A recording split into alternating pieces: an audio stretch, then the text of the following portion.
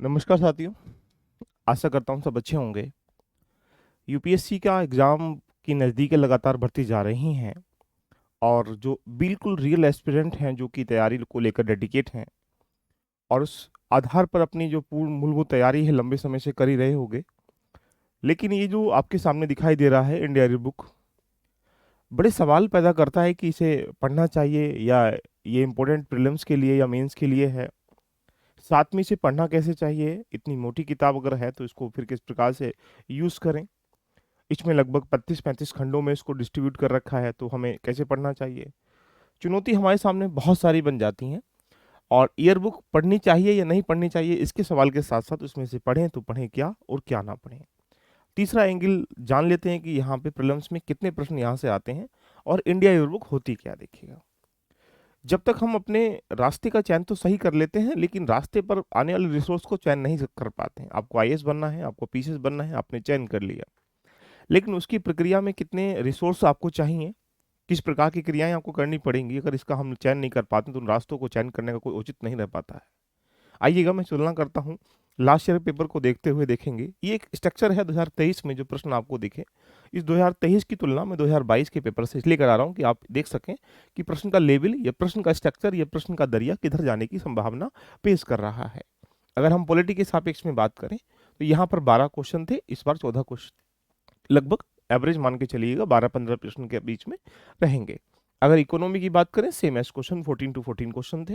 अगर modern history की बात करें तो यहाँ पे 4 से 3 हुए, लगभग 4 से 5 क्वेश्चन आपको देखने को मिलेंगे। एंशियंट, मिडाइवल एंड कल्चर, इन तीनों को अगर मिला लें तो 10 से 11 क्वेश्चन आपके सामने रहते हैं। साइंस एंड टेक्नोलॉजी के 13, इस बार 5 थे। तो मतलब मान ली जाए कि यहाँ से चीज़ें आपके सामने लगभग उतनी ही रहती हैं जितना सामान्यतः रहती हैं। ज्योग्राफी की बात करें 11 से 9 क्वेश्चन। इन्वायरमेंटल इस बार थोड़ा बढ़ा दिया, 21 क्वेश्चन देखने को मिले हैं। लेकिन हम चर्चा आज कर रहे हैं करंट अफेयर के बारे में, क्योंकि करंट अफेयर एक ऐसा सेगमेंट है। तो देखिएगा यहाँ पर 21 क्वेश्चन 2022 में थे और 24 में 2023 में जो है 24 क्वेश्चन आपको देखने को मिले। लेकिन अगर हम 100 क्वेश्चनों का एक ओवरव्यू ले लें तो प्रश्न आए कहाँ से, ये जानना हमारे लिए बहुत ज़रूरी है। तो अगर हम ये देखें तो आपके पास ये मेजर रिसोर्स हैं जहाँ से प्रश्न देखने को यहाँ पर मिले हैं। जैसे कि अगर हम इंडिया ईयर बुक की बात करें जिसकी चर्चा आज हम करने वाले हैं, तो अगर आप बिल्कुल रियल एस्पिरेंट हैं तो आपके टेबल पर या आपके दिमाग में, आपके नोट्स में, आपके प्रॉपर वे में ये जो डॉक्यूमेंट हैं पूरे, ये जो एक प्रकार से कैसे रिसोर्स हैं ये होने ही चाहिए। जैसे इंडिया ईयर बुक से लगभग 12 क्वेश्चन डायरेक्टली देखने को मिले हैं। अगर इनडायरेक्टली तरीके से देखें तो लगभग 12 से लेकर 20 क्वेश्चन आपको एक ही किताब से देखने को मिले हैं, जिस किताब के बारे में मैं चर्चा करने वाला हूँ। देखिएगा अभी तो मैं ये कह सकता हूँ कि इंडिया ईयर बुक से जो ये है 12 से लगभग डायरेक्टली क्वेश्चन है जो टॉपिक को हिट करके दिखाऊंगा अभी आपको मैं, लेकिन 20 क्वेश्चन के आसपास देखने को मिले। तो यानी 100 क्वेश्चनों से लगभग अगर हम इनडायरेक्टली तरीके से जोड़ लें तो 20 क्वेश्चन सिर्फ इसी डॉक्यूमेंट से आ रहे हैं और हम इसको स्किप कर दें, ऐसा पॉसिबिलिटी नहीं होना चाहिए ना। दूसरा, गवर्नमेंट जितनी भी ऑफिशियल वेबसाइट्स हैं, गवर्नमेंट ऑफिशियल, किसी इंस्टीट्यूट या किसी की नहीं, गवर्नमेंट ऑफिशियल वेबसाइट के माध्यम से अगर देखेंगे तो 36 क्वेश्चन देखने को मिले। देख लीजिए, जैसे इन्वायरमेंटल की वेबसाइट है, होम मिनिस्ट्री की वेबसाइट है। अब ये चर्चाएं अगर देखेंगे, ये न्यूज एंड मैगजीन जो भी एग्जाम्पल बेस पे अगर जो योजना है, कुरुक्षेत्र है, साइंस रिपोर्टर है, डाउन टू अर्थ, बहुत सारी मैगजीन, लगभग 4 से 5 प्रकार की मैगजीन ऐसी जो प्रकाशन की जाती हैं गवर्नमेंट के द्वारा, वहां से 19 क्वेश्चन देखने को मिले हैं। आप रास्ता तय करेंगे कि बचे हुए समय में हमें कहाँ लेके चलना है। तो यानी साथ में एनसीईआरटी वो एरिया जहां से प्रश्न क्वेश्चन 20 क्वेश्चन देखने को मिले। देखो जब हम एनसीईआरटी पढ़ते हैं क्लास नंबर 6, 7, 8, 9, 10 से कोई क्वेश्चन आए ना आए बहुत कम मात्रा में आते हैं, लेकिन क्लास नंबर 6, 7 जो है आपके अंदर जो बैठा हुआ नॉलेज है उसको डायरेक्टली वे में कहा जाए तो इनरीच करने का काम करती हैं, कंसेप्ट क्लियर करने का काम करते हैं। लेकिन जैसे एनसीईआरटी हम पढ़ते हैं, पहले सबको पढ़ना पड़ता है, फिर उसके बाद हमने कुछ करना पड़ता है, उसके बाद लास्ट में एनसीईआरटी पढ़ने की नीड ही नहीं रहती। इसका मतलब एनसीईआरटी का रोल तो है, लेकिन किन एनसीईआरटी का। तो अगर मैं कहूँ कि 4 से 5 एनसीईआरटी पढ़ लो, वहां से क्वेश्चन आया तो कैसा लगेगा, आइए बात करेंगे उस विषय पर भी। लेकिन एनसीईआरटी से 20 क्वेश्चन, अगर पीआईबी जो कि 1 साल की पीआईबी यानी पब्लिक जो प्रेस इन्फॉर्मेशन ब्यूरो है, ये 1 साल के अंतर्गत जितनी भी प्रेस इन्फॉर्मेशन ब्यूरो के माध्यम से देखा जाए तो 9 क्वेश्चन यूपीएससी में यहाँ से डायरेक्टली देखने को मिले हैं। कैसे मिले चर्चा करूंगा। अगर आप इनको जोड़ भी लेंगे तो आप कह सकते हैं, देखो अगर हम 20 और 20 40 कर लें, 40 और 10 कितना, 50, 50 और लगभग ये देखेंगे 48, लगभग आप ये कह सकते हैं कि ये सिर्फ और सिर्फ 4 डॉक्यूमेंट, 4 से 5 डॉक्यूमेंट, इसमें अगर हम ये देख लें तो करंट अफेयर का पार्ट ज़्यादा है। क्यों? क्योंकि इस समय प्रश्न क्या है, स्टैटिक के साथ डायनेमिक मिलके आ रहे हैं, तो आप उसको स्टैटिक समझो या डायनेमिक समझो कहीं। जैसे एनडीआर बुक 1 साल की बुक है, इसके अंतर्गत स्टैटिक पार्ट भी है, डायनेमिक पार्ट भी है। यहाँ से ऑफिशियल वेबसाइट, यहाँ स्टैटिक पार्ट भी, डायनेमिक पार्ट भी है। न्यूज़ एंड मैगज़ीन्स, यहाँ स्टैटिक पार्ट भी होगा, डायनेमिक पार्ट भी होगा। एंड एनसीईआरटी आप समझ सकते हैं बेसिक पार्ट है, और पीआईबी बिल्कुल डायनेमिक पार्ट है। तो यानी ये खंड है जहाँ से प्रॉब्लम्स में देखने को मिले हैं। अगर आपने अभी तक ये सब रेडी नहीं किए हैं, तो ये मान के चलिएगा कि आप अभी भी प्रॉब्लम्स की उस दरिया में नहीं डूब पाए हैं जो उसकी रिक्वायरमेंट फुलफिल होनी चाहिए। इसी क्रम में देखें तो आपके पास क्या-क्या ये तो होना ही चाहिए।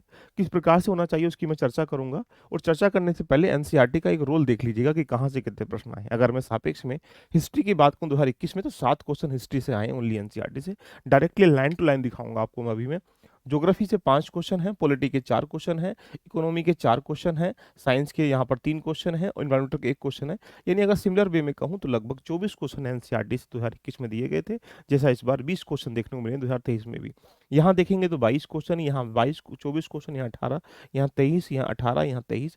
यानी सिमिलर वे में मैं कह सकता हूँ कि यूपीएससी प्रीलिम्स के अंतर्गत अगर देखें तो ये सामान्यतः 100 क्वेश्चनों में से बेसिक क्वेश्चन जो कहा जा सकता है कि 20 से 25 के बीच में एनसीईआरटी से आते हैं। लेकिन एनसीईआरटी क्लास नंबर 6, 7, 8, 9 आप इसको बार-बार नहीं पढ़ना है। एक बार पढ़ लिया, कॉन्सेप्ट क्लियर हो गया, बिल्कुल ओके।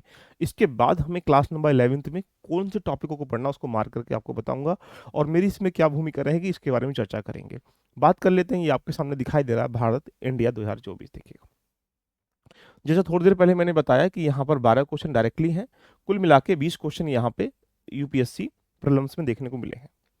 एक ये डॉक्यूमेंट है, और इस डॉक्यूमेंट में अगर देखा जाए तो यहाँ पर आपके सामने इतने खंडों को डिफाइन कर रखा है जो आपके सामने यहाँ पर दिए गए हैं। जैसा कि ये पहला चैप्टर क्या है, लैंड्स एंड पीपल है, नेशनल सिंबल्स है, एग्रीकल्चर है, कल्चर एंड टूरिज्म है, बेसिक इकोनॉमिक्स डाटा है, कॉमर्स है, डिफेंस है। यानी कुल मिला के कह सकते हैं कि इसके अंतर्गत 30-32 टॉपिक के आसपास दिए जाते हैं।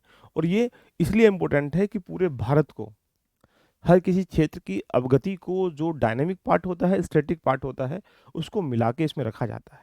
तो मान लीजिएगा यदि आप यूपीएससी का प्रीलिम्स देने जा रहे हैं और आपने इंडियन बुक नहीं पढ़ा है, तो 15 से 20 क्वेश्चन आप अभी भी अछूतों की तरफ ध्यान दे रहे हैं। इसलिए इसको पढ़ना कंपलसरी क्यों है मैंने आपको बता दिया। और इसको पढ़ना कैसे चाहिए, तो सारे डॉक्यूमेंट नहीं पढ़ने हैं, इस पर चर्चा हम लोग करेंगे।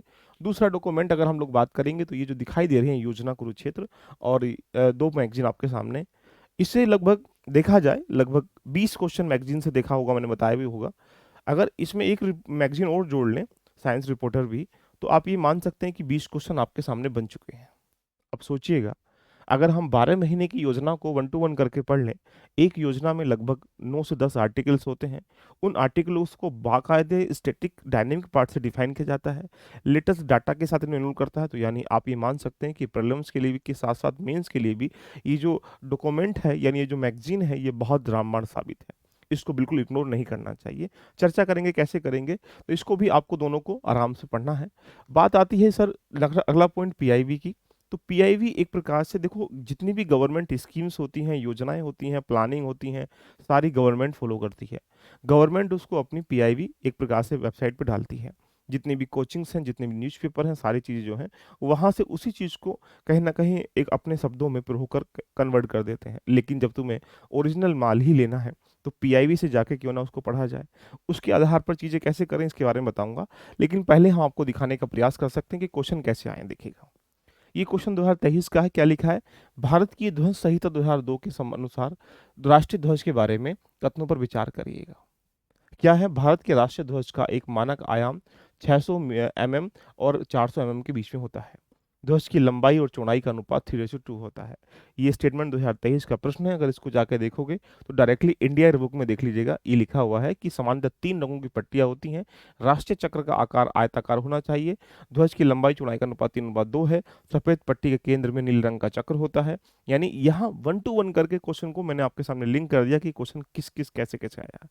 इसी रूप में अगर अगला प्रश्न देखेंगे तो ये क्वेश्चन क्या है, होम गार्ड के संदर्भ में कथनों पर विचार करिएगा। होम गार्ड को होम गार्ड अधिनियम केंद्र सरकार के द्वारा नियमों के अधीन यहाँ पर किया जाता है। होम गार्ड को, ये सारी चीज़ें लिखी हुई हैं। और क्या है, ये जाएंगे देखो होम गार्ड के पेज पे, तो डिफेंस में एक पेज आएगा यहाँ पर होम गार्ड का। होम गार्ड स्वयंसेवी बल है जिसकी स्थापना आंतरिक अशांति सांप्रदायिक दंगों की नियंत्रित करने की गई थी। इसके उद्देश्य से 1946 में इसकी स्थापना की जाती है। ये ऐसे ही पॉइंट लिखा गया जैसे कि ध्यान रखना इसने छापा हुआ है। इसके अलावा अगर देखेंगे 68 क्वेश्चन, वस्तुओं के वैश्विक निर्यात में भारत का 3.2 है। तो आप देखेंगे वाणिज्य क्षेत्र में जाएंगे तो यहाँ पर क्या लिखा है, आप सिमिलरली पॉइंट में देखने का प्रयास करें। वैश्विक व्यापार के लिए चुनौती परिस्थिति के बावजूद यहाँ व्यापारिक निर्यात में किस प्रकार से कैसे किया गया, बिल्कुल एज इट इज क्वेश्चन यहाँ पे छापने का प्रयास किया गया है। विश्व व्यापार संगठन की सांख्यिक 2021-20 के अनुसार 1.6% की हिस्सेदारी की दुनिया भर में वाणिज्य वस्तुओं का 21वें स्थान पर है। तो यहाँ पर क्या बनता है, 3.2 स्थान पर है। देखिएगा, मैं नहीं कह रहा। पेज, ये रहा क्वेश्चन, ये रहा इंडिया ईयरबुक का क्वेश्चन, बिल्कुल पेज टू पेज। कितना लिखा है, 3 पॉइंट, यहाँ पर 1.6% लिखा है और वो बोल रहा है 3.2, तो क्या हो गया, रोंग हो जाएगा। आइए अगला क्वेश्चन दिखाता हूँ आपको। ये क्या लिखा हुआ है यहाँ से, भारत के संदर्भ में कथनों विचार करिएगा। सूक्ष्म लघु मध्यम, जिसको एमएसएमई कह सकते हैं, आप ये देखेंगे एमएसएमई रहा। तो क्या क्वेश्चन है, एमएसएमई के बारे में पूछ रखा है, किस प्रकार के अधीन कार्य करते हैं। तो ये सारी चीजें यहाँ पर डिफाइन कर रखी हैं कि एमएसएमई के वर्गीकरण में कुछ मानदंड वर्तमान में तय किए गए हैं, उनका आधार तय किया गया है। आप देख रहे हो, यानी जो क्वेश्चन यहाँ इंडिया रिबुक डायरेक्टली यूपीएससी ने दिया है, वो डायरेक्टली इंडिया रिबुक में ऐसे छपा है, जो आप उसी को बस लर्न करके उसको करना है।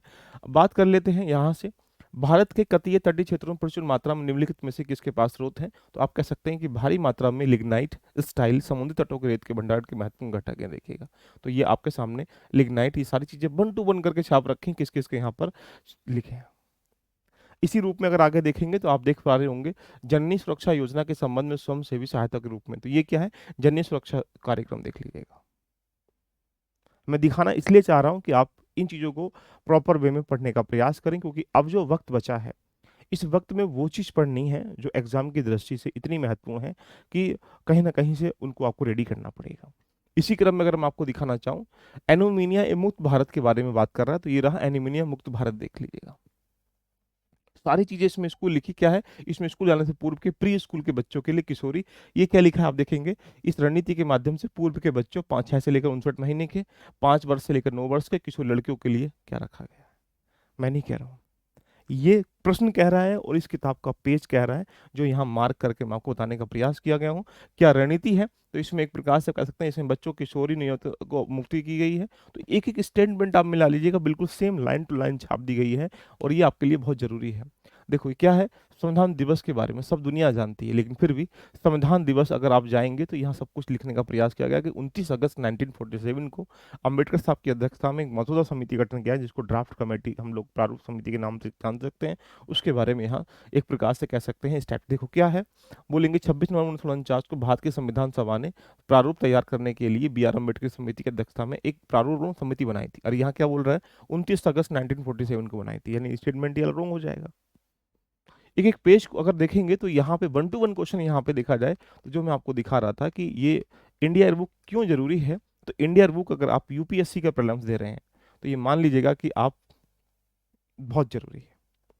क्या पढ़ें क्या ना पढ़ें, तो इसके सारे सेगमेंट जो 32 टॉपिक हैं, 32 के 32 नहीं पढ़ने हैं, उनकी एक लिस्टिंग में प्रोवाइड नीचे लिंक है, या वहां पर आपको टेलीग्राम पर भेज दूंगा। यानी कुछ टॉपिक को पढ़ना है, तो यानी आप अगर प्रीलिम्स के लिए दे रहे हैं तो आप समझ सकते हैं कि इंडिया ईयर बुक कितना सफिशिएंट है। अब आपके सामने चुनौती बन जाती है करंट अफेयर को रेडी करने के लिए हमें किन किन मानक से गुजरें, जिससे कि हम आराम से अपनी चीज़ों को रेडी कर पाएं। और ये जो करंट अफेयर के लगभग 24 क्वेश्चन आ रहे हैं, तो आपके लिए देखिएगा, अब आपके पास जो समय है उसको यूटिलाइज कैसे करना है, मैं आपके सामने सिर्फ एक फिल्म बना रहा हूँ।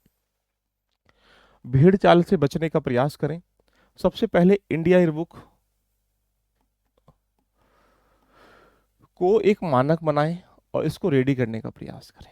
दूसरा, 1 साल की हो जाएगा योजना।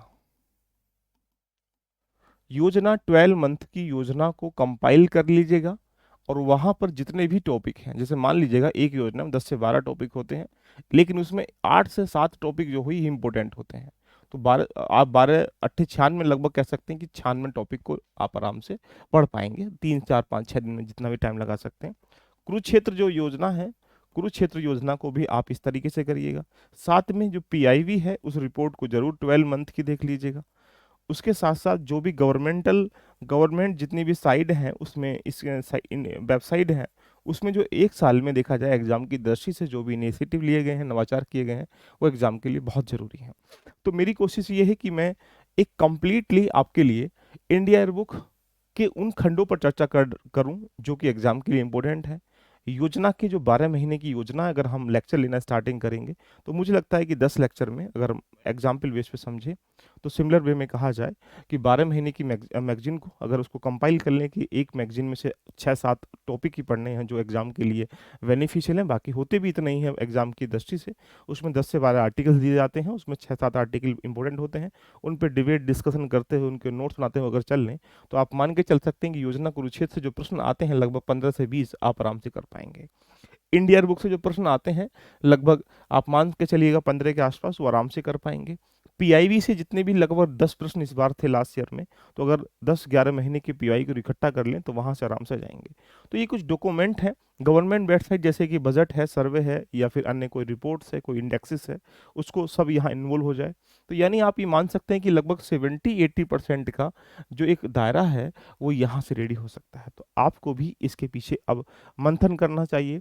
और इसको सिमिलर वे में देखा जाए, सपोज कर लीजिएगा आप अब जितनी भी 1 ईयर में मानक, सिर्फ अब आप कुछ मत मानिएगा, आप हिस्ट्री को मत पढ़िएगा, ज्योग्राफी को डीप में जाके मत पढ़िएगा। क्या पढ़ना है आपको? एक ईयर में जैसे जितनी भी पॉलिटिकल न्यूज हुई हैं उनको मार्क कर लीजिएगा। मार्क का मतलब उनको नोट डाउन कर लीजिए। अब सोचो, सपोज करिए इलेक्शन कमीशन को लेकर अभी न्यूज है जैसे कि उन्होंने कुछ त्यागपत्र दे दिया, नए को अपॉइंट किया गया, इसका मतलब इलेक्शन कमीशन चर्चाओं का विषय बना हुआ है।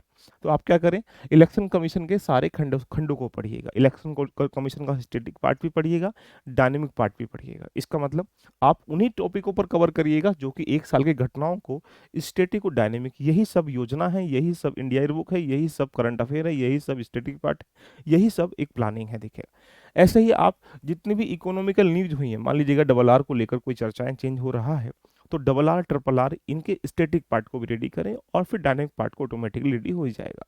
ऐसे ही आर्ट एंड कल्चर में, साइंस टेक्नोलॉजी में, देखो साइंस टेक्नोलॉजी का ऐसा पार्ट है जहां पर लगभग 70-80-90% पार्ट लेटेस्ट के एक साल की घटनाओं को दिया जाता है। 8-10 क्वेश्चन साइंस टेक्नोलॉजी से आते हैं तो मान के चलें कि आपको 5 क्वेश्चन सही करने हैं। तो भूमिका ये होनी चाहिए कि एक साल में जितने भी हमारे साइंस टेक्नोलॉजी ने इनोवेशंस किए हैं, इनिशिएटिव लिए हैं, कोई स्कीम्स प्रोग्राम है, एक्ट है, अधिनियम है, कुछ भी है, उसको वहाँ पर मार्क करें, उसको रेडी कर लीजिएगा। ऐसे ही इन्वायरमेंटल, तो ये कुछ ऐसे खंड हैं जहाँ पर आप आराम से क्वालिफाई कर सकते हैं। तो हमारी चर्चा इस पर होती रहेगी, लेकिन अब जितने लोग चाहते हैं कि सर बाकी में सर अगर ये सब कुछ हो जाए तो एक बार कमेंट बॉक्स में नीचे यस लिख के जरूर बताइएगा, जिससे कि हम पूरे स्ट्रेटेजी के साथ, प्लानिंग के साथ इन चीज़ों को कवर करा सकें। और आप 1 to 1 करके, जैसे 12 महीने की योजना है तो आप कह सकते हैं कि 10 से 11 लेक्चर में हम खत्म कर लेंगे, जिससे 15-20 क्वेश्चन आपके प्रीलिम्स में आराम से बन जाएंगे। ऐसे इंडिया बुक है, लगभग 10 लेक्चर लेने में हमारे इंडिया बुक के कंसाइज वे में समरी को हम लोग आराम से रेडी कर सकते हैं, उसको भी हम लोग करने का प्लान कर लेते हैं। और पीआईबी भी अगर 12 महीने की तो 10 दिन में हम इसको रेडी कर सकते हैं। तो अगर आप चाहते हैं तो एक बार कमेंट बॉक्स में यस लिख के बोलिएगा और फिर अपनी चर्चा हम स्टार्ट करते हैं। लेकिन आपके अंदर जो ये जुनून है, जो एक प्रकार से कह सकते हैं एग्जाम को क्रैक करने का, अगर आप प्रॉपर वे में देखा जाए तो एग्जाम के अंतर्गत ये डॉक्यूमेंट हैं जो आपको इस वक्त रेडी करने हैं। कैसे करने हैं, किस प्रकार से करने हैं, कहाँ से करने हैं, इन सब पे मैं डिबेट कर पाया हूँ। लेकिन अब अगर यूपीएससी आपका सपना है, ड्रीम है, एम है, तो आपको देरी नहीं करनी है इनको डॉक्यूमेंट को रेडी करने में। वो जो मंच है, वो जो यूट्यूब है, वो जो बाजार है, इस समय इन बाजारों से दूर रहेगा। रंग बिरंगे क्रैश कोर्स करने वाले बहुत सारे लोग आएंगे भी, रंग बिरंगी बहुत सारी किताबें भी आएंगे, लेकिन इस डॉक्यूमेंट में सही निकाल के उसमें कुछ कुछ हिस्सों को आपको बांट दिया जाएगा। जैसे एक ध्यान रखना, किसी को पकड़ने के लिए, मछली को पकड़ने के लिए मछली वार तालाब में ध्यान रखना कांटा लगाकर उसको आटा लगाकर फांसने का काम करता है, ऐसे ही आपको फांसने का काम किया जाएगा। लेकिन बट मैं ये कहूँगा कि इन डॉक्यूमेंट को जरूर फॉलो करें, खुद से करें, किसी से करें, लेकिन जरूर फॉलो करिएगा। कैसी लगी क्लास एक बार कमेंट बॉक्स में जरूर बताइएगा। यदि आप चाहते हैं कि डॉक्यूमेंट बहुत इंपॉर्टेंट है, इनके पीछे हमें पूरा प्रॉपर स्ट्रेटेजी चाहिए, तो कमेंट बॉक्स में कमेंट जरूर करिएगा। All the best, love you all of you, bye bye, take care.